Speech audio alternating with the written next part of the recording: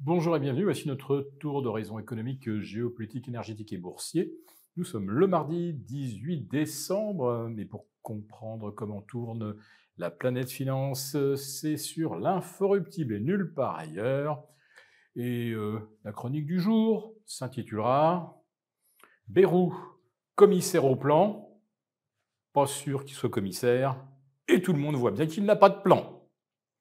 D'ailleurs, ces plans pour sa première prestation à dimension politique, on va dire que ces plans sont tombés à l'eau, puisque toute la presse lui tombe dessus pour s'être rendu dans un des jets de la République pour un conseil municipal à Pau, dont il entend demeurer le maire, le conseiller général, et je ne vais pas vous décliner toute la liste. Oui, M. Bayrou est évidemment favorable au cumul des mandats. Bon, ensuite, il a repris son jet pour aller se poser à l'aéroport de Vélizy-Villacoublay, pas avec tous les gueux qui, eux, sont déposés à Orly par la ligne Paris-Pau.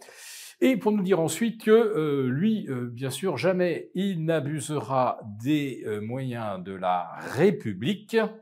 Mais ce que tout le monde retient en fait de son déplacement, c'est cette réflexion d'un autre élu ou un conseiller municipal de Pau. Monsieur le Premier ministre, que faites-vous ici pour ce conseil municipal? Vous devriez être à Mayotte, où évidemment se noue là-bas un drame humain.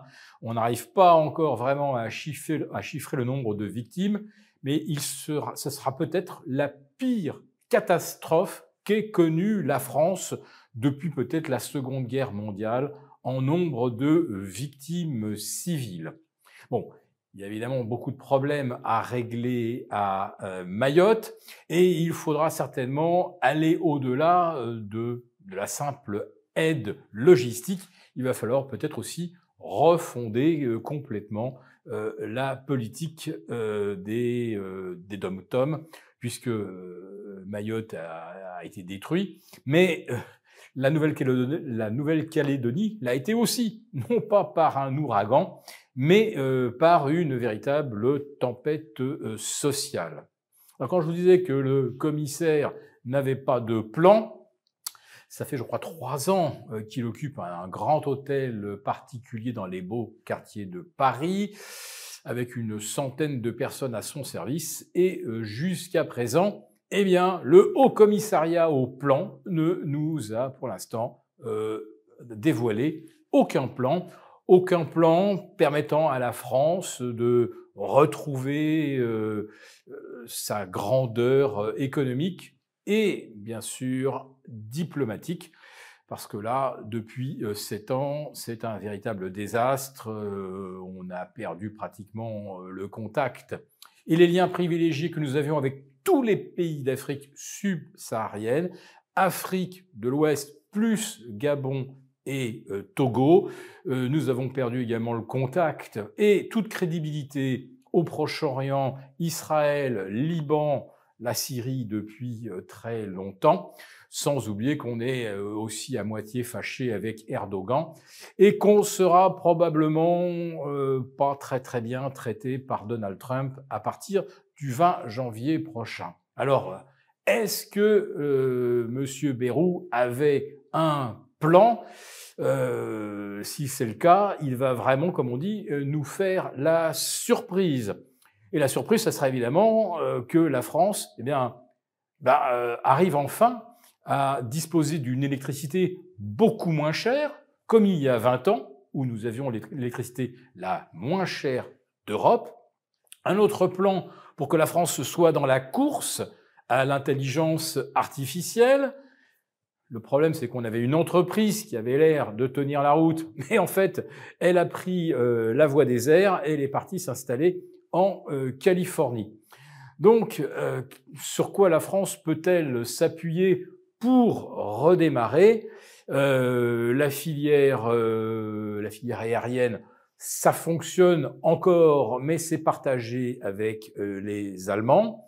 La filière nucléaire, elle a été littéralement sabotée. Et la filière automobile, elle est littéralement à genoux et attendant peut-être le coup de grâce de la fin des moteurs thermiques d'ici 2035. Donc on ne voit pas très bien, en effet, quels sont les atouts aujourd'hui de la France, les atouts industriels et surtout les atouts politiques.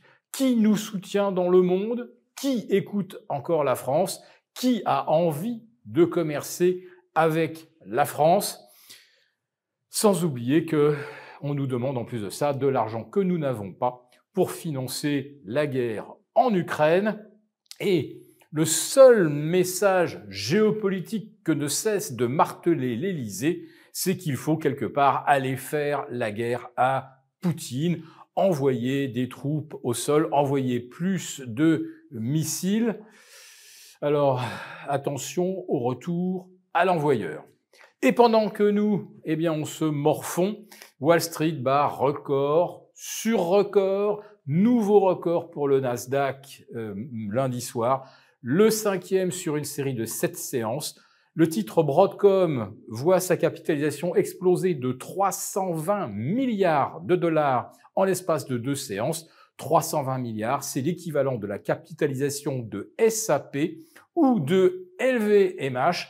Imaginez combien de temps il a fallu à LVMH pour passer de 20 milliards de capitalisation à 315, 320. Pour Broadcom, ça a pris 48 heures.